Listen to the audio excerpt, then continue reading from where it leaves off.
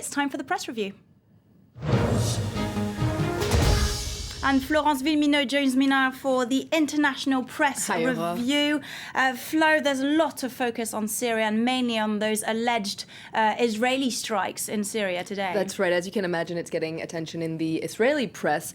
Important to note, though, that the Israeli Defense Force, so far, the IDF, has refused to comment on these reports. But so what the Israeli press is reporting about is the fact that the White House, through an anonymous White House official, has confirmed the fact that Israel did indeed attack a Syrian missile site. So this is, you can read about it in the Jerusalem Post, for instance. Now, it's unclear in this article why the U.S. would leak this information, as it would perhaps increase pressure on Syria to retaliate. But this is another article in Yediot Ahronot, another paper that's also reporting about this U.S. confirmation. And on top of that, it adds that on Thursday, Al-Arabiya, the Saudi-owned paper, reported that the IDF also attacked Damascus. But once again, the IDF hasn't commented on these reports. And the papers are also focusing on the humanitarian crisis in Syria, a potential outbreak of polio. Absolutely. There are two interesting articles in the Daily Beast that you can read about this. First of all, one by Josh Rogan. He points out that the World Health Organization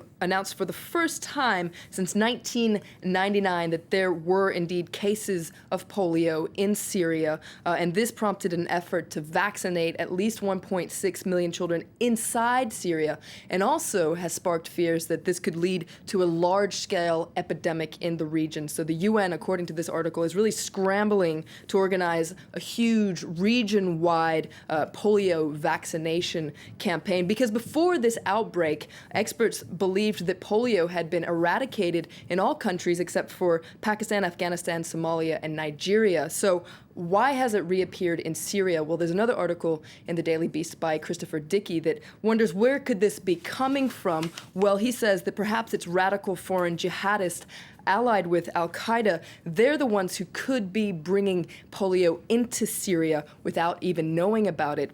He wonders, could this be bioterrorism by accident? All right, let's move on to a totally different story in the UK this time, with a lot of drama at the phone hacking trial. That's right. It could be straight out of a tabloid, Aurora. Let's take a look at the front page of The Guardian. The hacking trial told of Brooks and Bolson's 6-year affair. So what is this? Well, these are the two former News of the World editors, Rebecca Brooks and Andy Coulson, who, had a 6-year affair, and that covered the period between 1998 and 2004, so part of the period when they're accused of criminal activity. The Independent points out the irony in all this.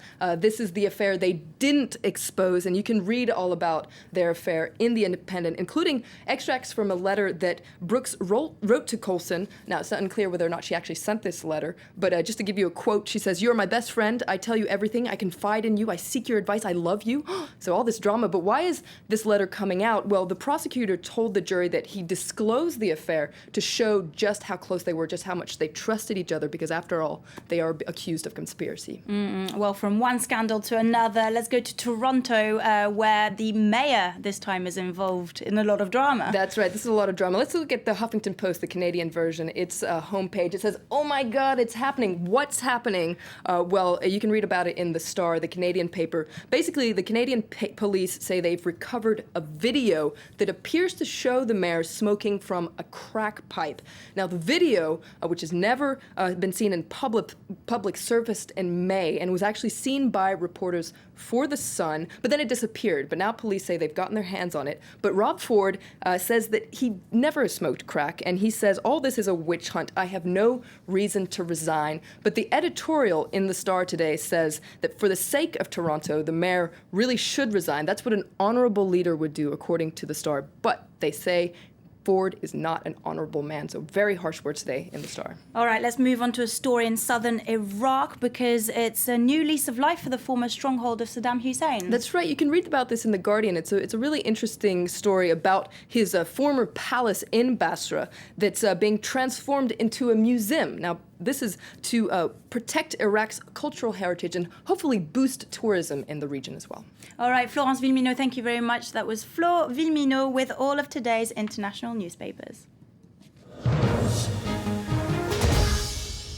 Coming up here on France 24 in Focus, we'll meet with José Mujica. The Uruguayan leader is one of the world's poorest presidents. He gives away most of his salary to charity and has vowed to fight against what he calls Western consumerism. But in a largely capitalist world, his economic policies are often criticized. All that is coming up after the break.